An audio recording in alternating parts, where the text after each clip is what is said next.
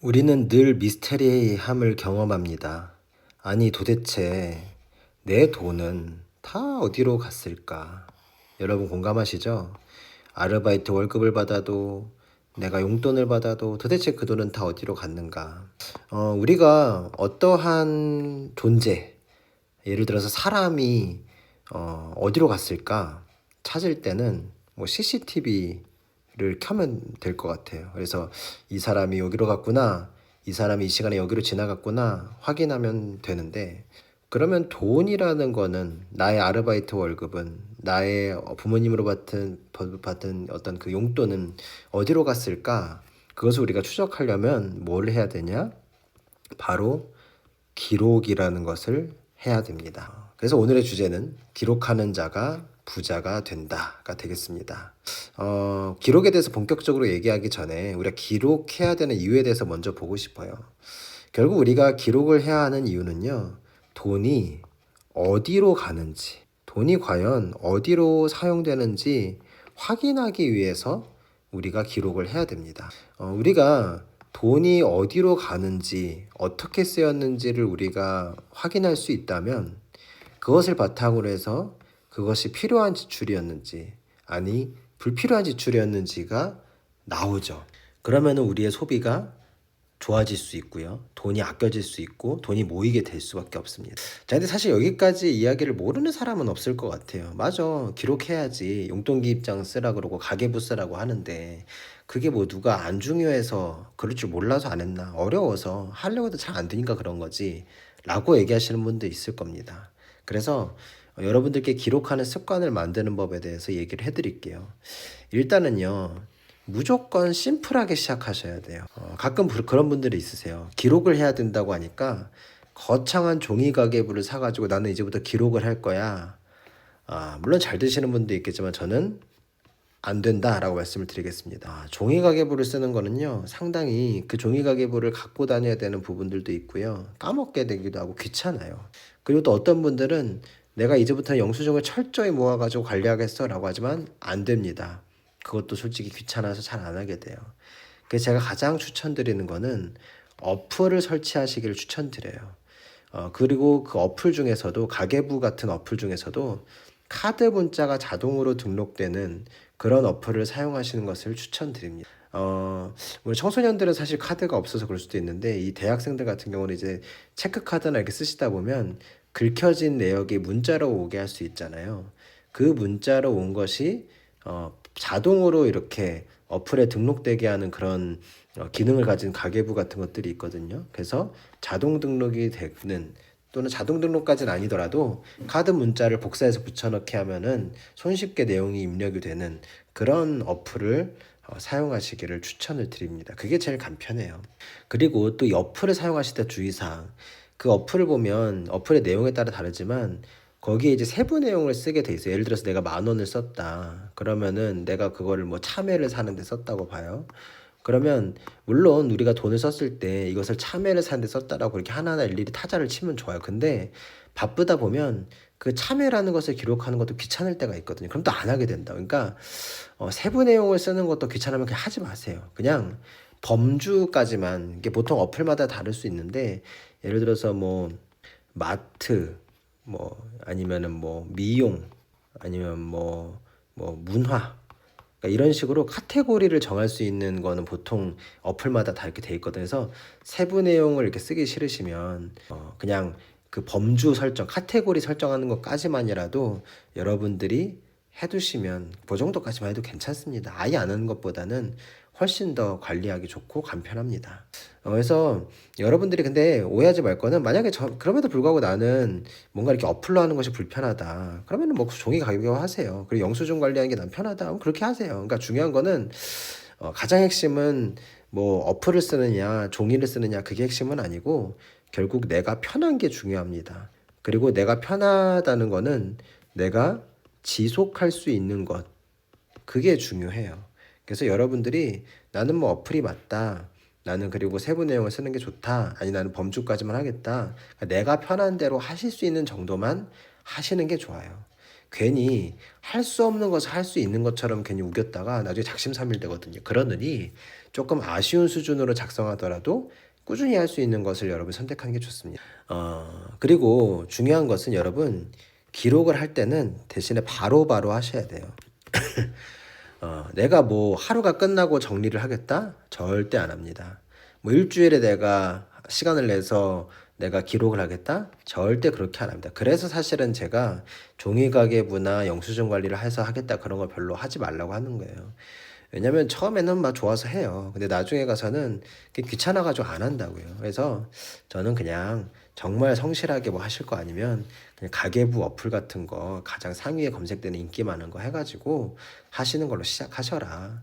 세부 내용을 입력하는 거 귀찮으면 그냥 카테고리 하는 거. 뭐 나중에 나는 카테고리조차도 지금 귀찮다. 그러면 금액이라도 입력하는 거 하세요. 나중에 점차 좋아지고 점차 디테일하게 하는 거 습관 들이면 되니까 처음부터 너무 딥하게 하려고 하시면 때려치게 되니까 그렇게 하지 마세요. 그걸 추천을 드립니다.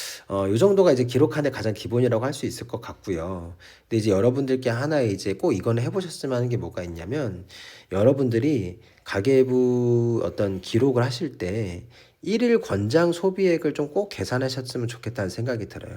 이것을 해야 되시는 분들은 기본적으로 나의 어떤 지출 총액 요거를 관리를 좀 하고 싶으신 분들, 그러니까 내가 한 달에 써야 되는 금액이 뭐 100만 원인데 자꾸 그래서 오버해서 120만 원, 뭐 150만 원 쓰게 된다.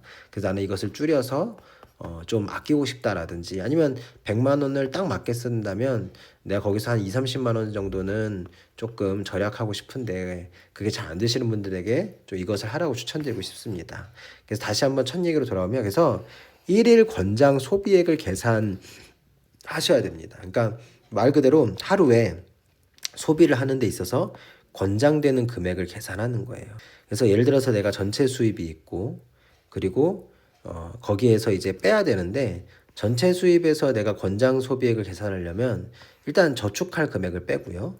또 고정 비용을 빼셔야 돼요. 그래서 여러분들이 뭐 저축을 얼마를 할지 그리고 내가 고정적으로 나가는 비용이 얼마일지는 여러분이 아실 거예요. 그래서 전체 수입에서 무조건 그 달에 나가게 되는 비용과 그리고 저축액을 빼셔서 그 남는 잔액을 몇으로 나누시냐면 30일 정도로 나누시면 됩니다. 그러면 여러분들이 뭔가 하루에 권장되는 소비액이 이제 계산이 되겠죠. 그래서 예를 들어서 요걸 이렇게 좀 활용하시면 좋아요. 예를 들어서 그렇게 계산을 했더니 나는 하루에 2만 원 정도가 권장 소비액이더라. 그러면 내가 하루에 지출을 할 때 일 2만 원을 꼭 지출할 수 있도록 그 안쪽으로만 지출할 수 있도록 노력을 하는 거예요. 근데 현실적으로 그렇게 안 될 때가 많죠. 예를 들어서 오늘은 뭐 누군가에게 써야 될 일이 있어서 오늘은 한 4만 원을 쓰게 되었다. 뭐 그럴 수 있죠. 그럴 수 있습니다. 근데 제가 그럼에도 불구하고 이 권장 소비액을 계산하셔야 된다는 이유가 뭐냐면 예를 들어서 이런 거예요. 내가 이제 4월이 시작됐고 권장 소비액이 2만 원인데 4월 15일이 됐어.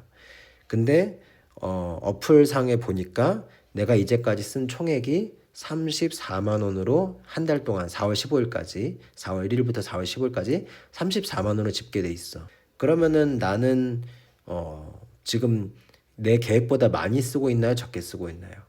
많이 쓰고 있는 거죠. 왜? 하루에 2만 원이 권장 소비액이었는데 15일이 지났으면은 그러면 정상적이라면 30만 원 정도를 쓰는 게 정상적인 나의 계획인데 지금 34만 원이 돼 있는 거잖아요. 그러니까 이런 때는 그럼 자연스럽게 내가 지금 오버 지출하고 있구나. 그럼 남은 15일, 4월 16일에서 4월 30일까지는 좀 줄였어야겠다. 이게 가늠이 됩니다. 그러니까 요 정도.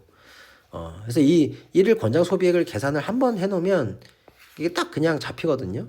그래서 요 잡힌 걸 가지고 그냥 계산하면 돼요. 예를 들어서 오늘이 뭐 그러면 4월 20일이야. 4월 20일이면 20일까지 내가 4월 20일까지 얼마 정도 계산이 돼 있는 게 맞아요. 그죠? 40만 원 이하 정도 썼으면은 제 계획대로 쓴 거죠. 근데 실제로 내가 어플에서 보니까 계산된 게 25만 원밖에 안 썼다. 그러면은 나는 지금 현재 한 15만 원 정도 절약하고 있구나. 이런 것들이 눈에 탁탁 들어오는 거죠. 그러니까 이렇게 일일 권장 소비액이 계산돼 있으면 내가 지금 현재 많이 쓰고 있는지 적게 쓰고 있는지 소비 총액이 중간 점검이 가능하다라는 장점이 있습니다. 이해되시죠? 근데 여기에서 이제 또 하나 이제 주의하실 점이 뭐가 있냐면 가끔 이제 그런 질문이 생기실 수 있어요. 어, 요거 이 권장 소비액을 계산을 하실 때 과연 요 고정 비용을 어느 정도까지 넣어야 될지 모르겠다, 좀 이런 질문을 가지시는 분들이 있거든요. 그러니까 저는 사실은 그냥 너무 복잡하게 우리가 뭔가를 할수록 이게 하기 어렵거든요. 그래서 그냥 전체 수입에서 여러분이 그냥 저축하는 금액 그 미리 빼놓으시고, 왜냐면 우리가 저축할 금액을 미리 빼놓고 돈을 써야지, 미리 안 빼놓고 나중에 남는 금액으로 저축을 하겠다 그러면 저축이 안 되는 거 여러분 잘 아시잖아요. 그래서 그냥 전체 수입에서 저축액을 빼시고 그 나머지 잔액을 가지고 그냥 30일로 나누는 게 전 제일 좋다고 생각해요. 왜냐면 뭐 그런 생각이 들 때가 있어요. 뭐 공과금이 예를 들어서 4월 뭐 4일에 지출을 이게 뭐 청구된다고 쳐요. 그래서 돈이 뭐 통장에서 2만 원이 빠져나갔어. 그러면은 좀 억울할 수 있어요. 왜? 나는 원래 권장 소비액이 1 2만 원이었는데 이미 공과금만으로 2만 원이 빠져나간 거야. 이거는 좀 뭔가 억울하다. 내가 자유롭게 쓸 수 있는 돈이 2만 원이 있는데, 그러면 이 공과금을 좀 미리 어떻게 고정 비용에서 빼가지고 그래서 이거를 뭐 계산해야 돼. 그렇게 복잡하게 가지 마세요. 그렇게 복잡하게 막 뭘 생각하면 이거 할 수 없어요. 그렇게 하지 말고 그냥 심플하게 전체 수입에서 저축액을 그냥 뺀 상태에서 요거를 그냥 30으로 나눈 금액으로 그냥 가요, 그냥. 그 공과금 오늘 2만 원 부과됐어? 2만 원 늘 넣어요. 어쩔 수 없지 뭐. 그러면서 오늘 내가 꼭 써야 되는 돈이 2만 원이 있어. 그럼 그날은 합쳐서 그냥 4만 원 지출되는 거예요. 그럼 뭐 나중에 그 다음날에 좀 아껴 쓰면 되잖아. 그러니까 그렇게 심플하게 가야지. 이거를 뭐 또 뭐 공과금을 그럼 고정비 비용에 뭐 넣어가지고 뭐를 어떻게 계산을 따로 해야 되나, 아니 뭐 이것은 또 이런 비용이 있는데 요건 또 넣어야 되나, 그렇게 막 복잡하게 가시지 마요. 그래서 단순하게 가시는 게 좋다, 이런 말씀을 드립니다. 그래서 여러분 한번 오늘은 어플을 한번 설치해 보세요. 어플을 설치하고 기록을 한번 해보는 겁니다. 생각보다 어렵지 않습니다. 그래서 어플을 설치해서 내 돈이 어디로 가고 있는지 여러분이 파악을 하시면 아까 처음에 말씀드렸던 제목처럼 기록하는 자는 부자가 될 수밖에 없습니다. 돈이 어디로 가는지를 명확하게 아는 사람이 돈을 관리할 수 있어요. 아시겠죠? 다음 강의에서 만나겠습니다.